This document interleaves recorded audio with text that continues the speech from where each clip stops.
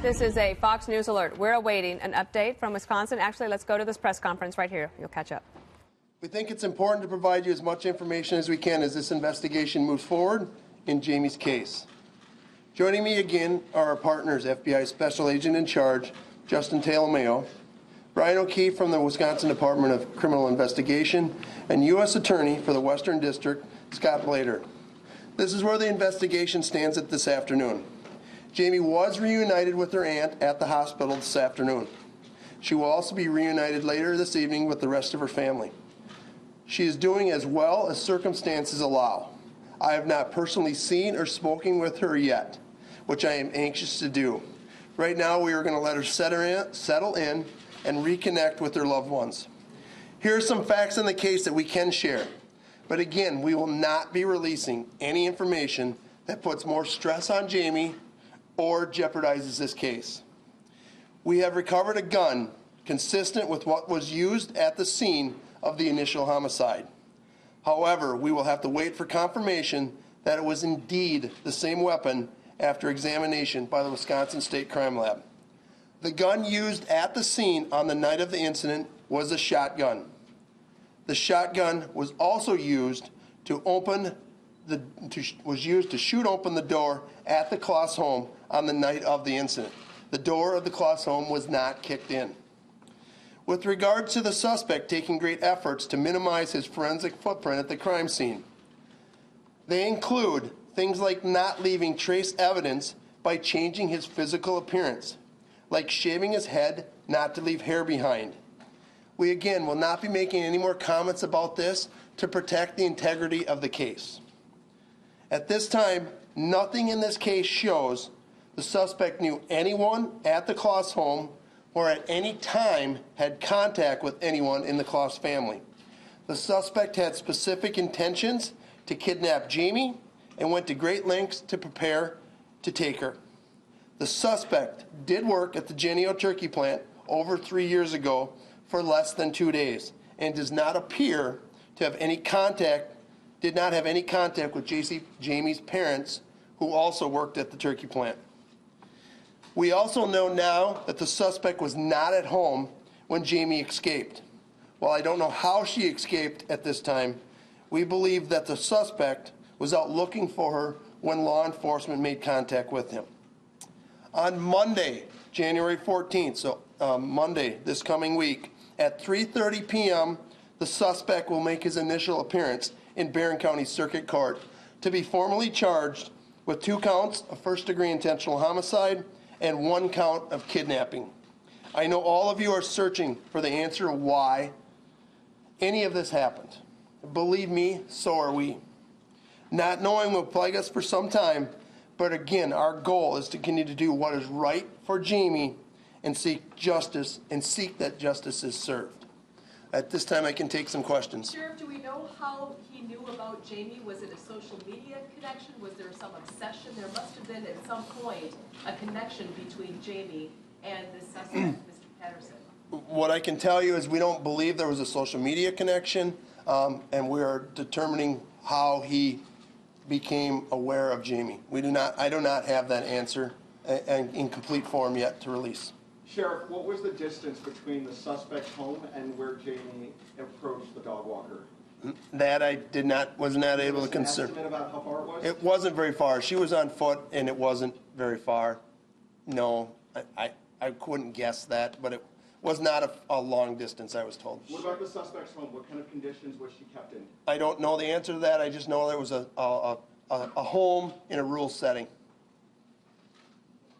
there any evidence that she had been assaulted? We're not releasing any evidence about Jayme's condition at this time, except she's talking, and she communicated with our team up there, and she was released from the hospital. I think those are all great things to talk about, and to move forward with this recovery purpose. I mean, Jayme is the hero in this case. There's no question about it, and she's the one that helped us break the case, along with everybody else that worked on it, from law enforcement to all the people. Sheriff, can you talk more about the investigation? What are you searching for? What are you searching right now? And are you retracing the steps both of them took over the last 88 days? Yes, those are all things we're doing. We're currently serving a search warrant at the house in Gordon. We'll be there for several more hours. DCI and the FBI will be there.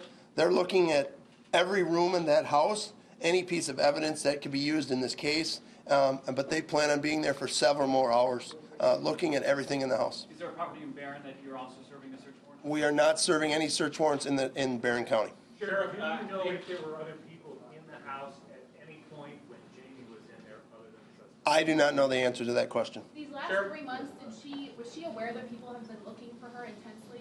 I do not know the answer to that question either. I haven't talked to the investigators that, they just gave us a small briefing on Jayme. They didn't give us any. How did the suspect restrain her in the home? Do not know the answer to that question. Sheriff, how are you getting this information that he targeted her? Is this all coming from Patterson? This is all coming from our investigative team.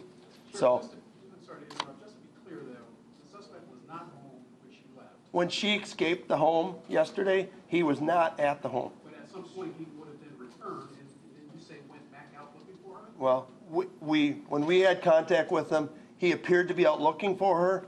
Again, I can't comment that I haven't confirmed that answer to that question. So when you made the arrest, he was not in the house? That is correct. He was in his vehicle, driving around. Did she know her parents had died? I don't know the answer to that question. She was in the home when the incident took place. Are there any indications that he was stalking her, that he made any contact with her, that she was aware that somebody was on the radar there? We don't have any information that he had made any contact with anyone in the family at any time. Do you believe they spent all? Idea about his whereabouts during the day, have been able to track his patterns the last few weeks to see what he's been up to? All I know is he was not employed, so he didn't go to a job. Other than that, that's all I know about his travel. And I know he was not at home when she escaped, and I don't know where he was. Does it concern you that someone who doesn't have a criminal record or history would all of a sudden have this sort of violent outburst? Is there anything in the home that indicates why he may have turned in this direction? I'm not into the criminology of that, of somebody's mind. But, yeah, this case from day one has concerned me. The volatility of this crime, to shoot two people and kidnap a 13-year-old girl, is very concerning.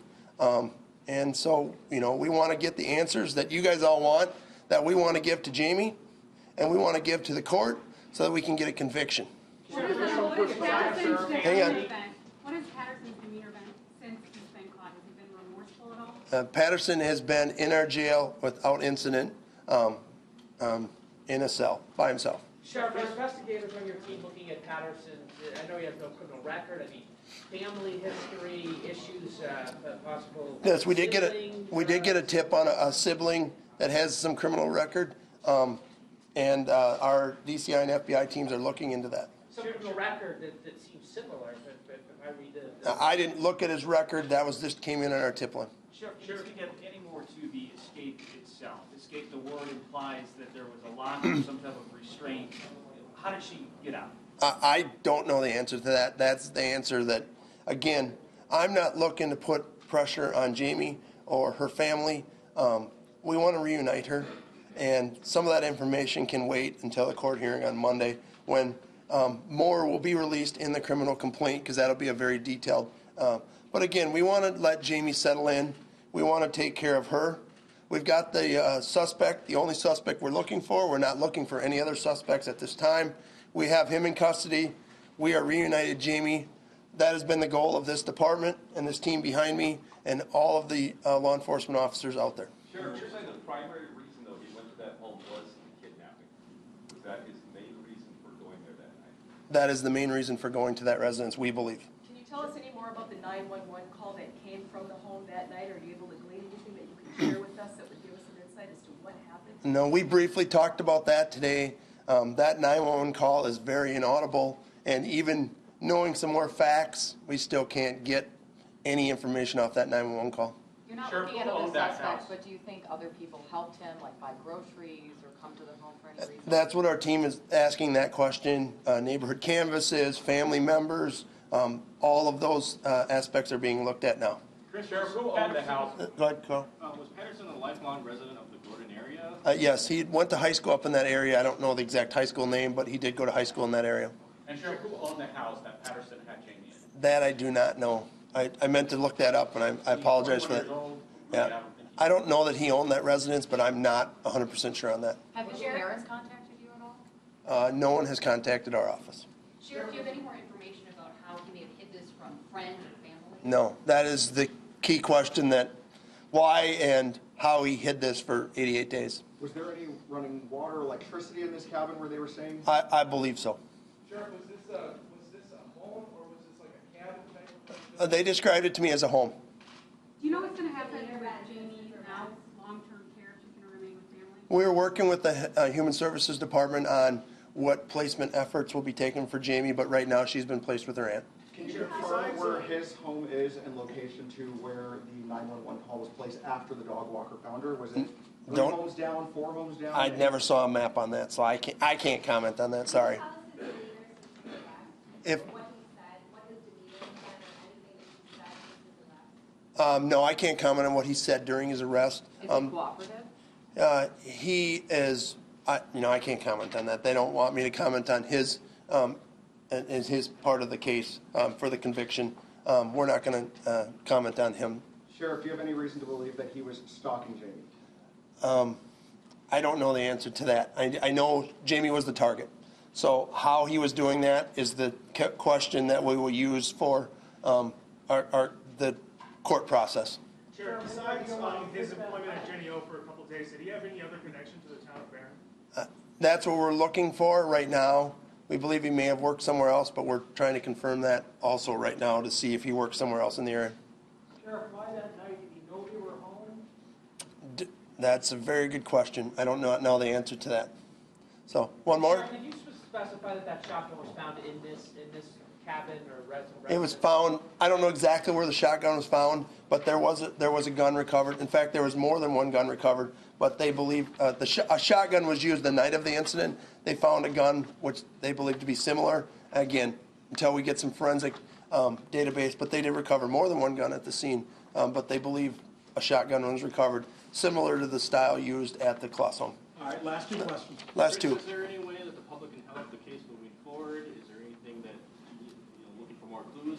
And also, are there ways that the public can help with Jayme's recovery? Any benefit accounts that are set up? I know of no benefit accounts for Jayme. We didn't take care of any of that from that. As far as any other clues, if anybody knew anything about the suspect, obviously we'd like to know about that.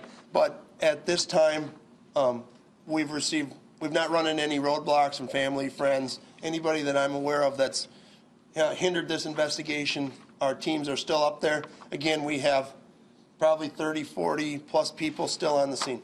Yes. Sheriff, now that you have this information, now that you have Jayme, are things starting to click together in your investigation? Things that you were looking at now are making sense? Not quite yet, because our teams haven't been back to brief us in person. A lot of this is being done by phone. Not a very good cell reception up there, or they have to leave the scene to make some cell phone receptions. And so we're getting bits and pieces from our different team leaders here, our different administrators. So, again, thank you. Again, Monday would be a key court hearing. Oh, they don't have that. There is a tip line set up for recovery and help. If you're struggling with this, your kids are struggling with this, it's 211. So you can set up 211. We'll post that information on our Facebook page along with information from this press conference. So thank you guys for coming. We don't plan any more press briefings. We will, if we need to be, the criminal complaint will be printed on Monday and available. All right, you've been watching a press conference by the Barron County Sheriff, Chris Fitzgerald. They're taking as many questions as he can on the remarkable story of Jayme Closs being